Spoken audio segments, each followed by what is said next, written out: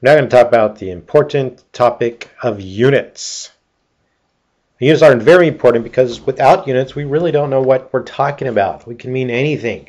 Without units, a number is just a number. It doesn't mean anything. For example, how many times have you been at Somerset and you see a girl from another school? And she says, "What you been?"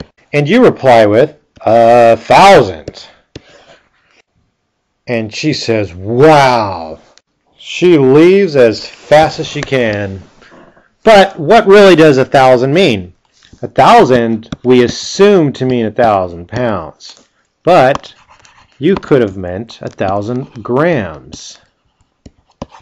Now 1,000 grams is just 1 kilogram, and that's just a little over 2 pounds. So the fact that you didn't use a unit probably got you out of a big brawl. But if you don't use a unit, it doesn't mean anything. And the units we're going to use in chemistry are the International System of Units, or the Système International. The SI units we're going to use are as follows. We have length, and that's the meter. And the symbol is M. Other units we use would be feet, yards. Now we don't really use these in science, but these are things we're mostly familiar with. Inches as well. Now mass will be the kilogram. The symbol is kg. And we often use the gram as well, and especially in chemistry, so G. Another unit of mass that we use here in America, but not in science, is the pound, of course. And it's really not a mass per se, it's actually a force, but we do use it here. That's what we really compare a kilogram to. But we're really going to use kilogram and gram. Temperature, Kelvin. So Kelvin's the main SI unit that we're going to use. But we often use Celsius, degrees Celsius,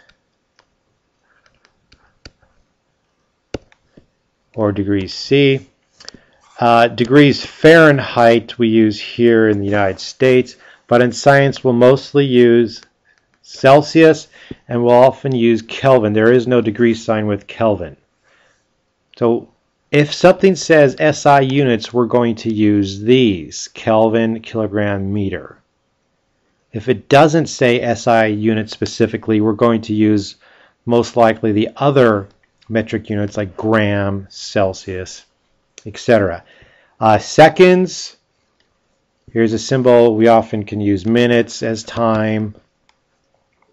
Now, amount of substance is very important, and we'll get to this later, specifically in chapter 10. Amount of substance would be mole, or MOL for the symbol. And it's just shorthand for mole. We'll get much more into that. So other things for amounts and what the mole is analogous to is perhaps the dozen, a dozen, a case, ream, luminous intensity, candela, CD. We're not going to use that too much here in this class. The SI unit of volume is the cubic meter, or M cube. Anything that has 3 dimensions in it is a volume. 2 dimensions is an area. So any length with 3 dimensions would be a volume. Length times width times height. Now we also, in science, it's not SI, but in science we use a liter, milliliter, things like that. Other things that we're accustomed to here in America that is a volume would be like a quart or a gallon. We don't use these in science. They're too confusing. Density. Now, the SI unit for density is grams per centimeter cubed. But really, if you have any mass over any volume, that is a density. Pressure, an important unit we'll get to later in later chapters. The SI unit is Pascal, or Pa. My Pa's name is Pascal. That's the unit for pressure. Other units for pressure that we're going to use a lot would be atmospheres and millimeter mercury. Energy, the joule, big J. Another unit of energy that you see every day or think about is a calorie. Really a food calorie. That's 1,000 times bigger than a normal calorie, CAL. If you have a meal that's 500 calories, that's actually 500,000 normal calories. So the calories that we see are unit of energy, but they're kilocalories. Now we're looking at the commonly used metric prefixes that go in front of units. So for instance, if we have mega meter, we put these prefixes, pre, in front of the units. And that will describe exactly what sort of unit we have. So mega means 1,000,000 times larger than the unit precedes. For instance, if we're talking about a gram, a megagram is 1,000 times a million times larger than a gram. If we're looking at a kilogram, it's 1,000 times larger than a kilogram.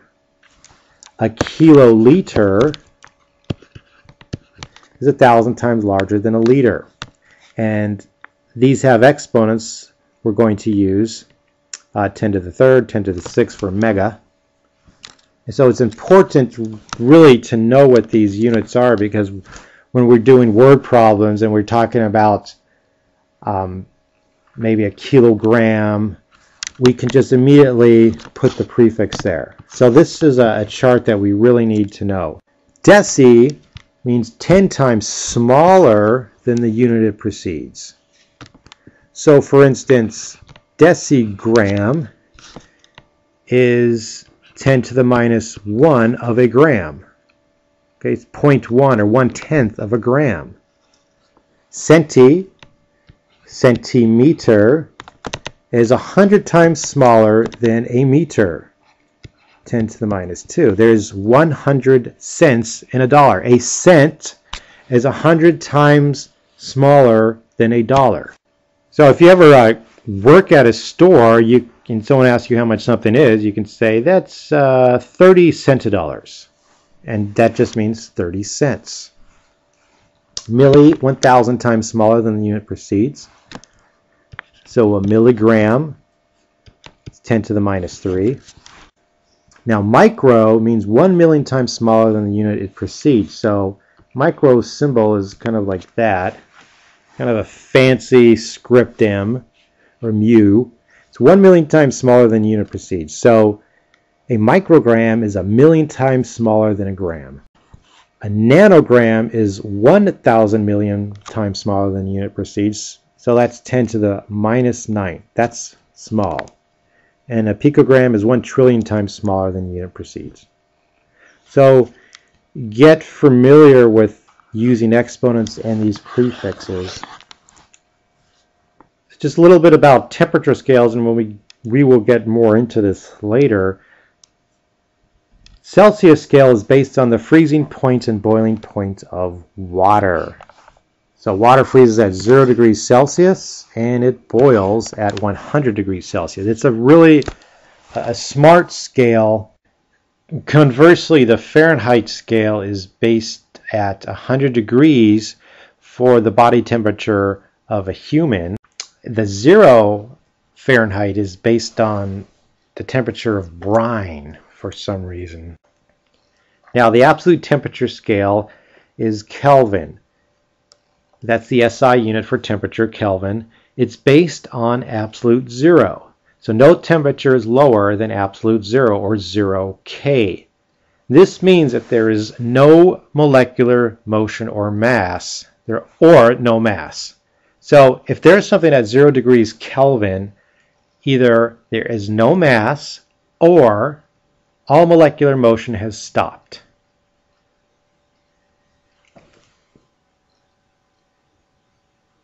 Now, some people might think, well, how about up in the sky there's no mass? But there is mass. The atmosphere has mass. It's gas. And all molecules have motion to them, as we talked about.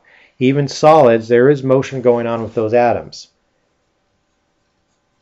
So if we want to see what Kelvin is, all we have to do is add 273 degrees to our Celsius. So at 0 degrees Celsius, I think that's the temperature outside right now.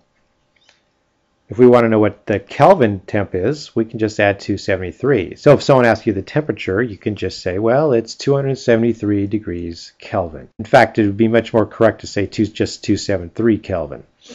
If we want to see how much Celsius from Kelvin, we just subtract 273 from Kelvin. So what is absolute zero? Absolute zero at 0 Kelvin is minus 273 Celsius. And that equals 459 negative Fahrenheit. That is very cold. Might want to put on an extra sweater for that one.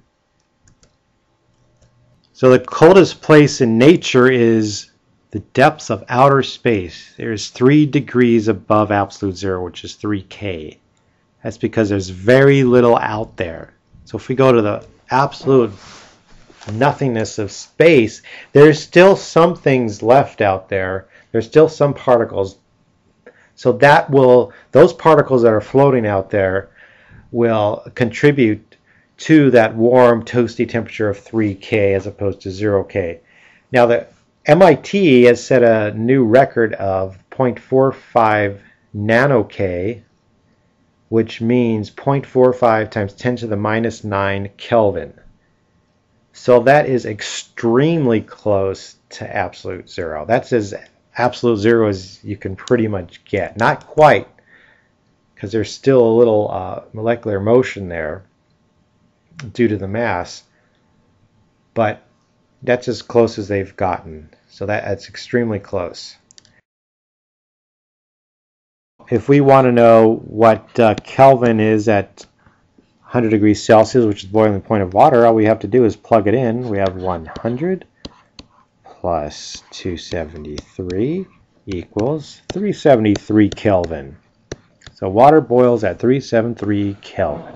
Now if we have 20 degrees Celsius, that's around 71, 72 degrees Fahrenheit. What would that be in Kelvin? Well, we just add it to 273, so we get 293 Kelvin. So if someone asks you how cold it is outside, you can just say, it's 293.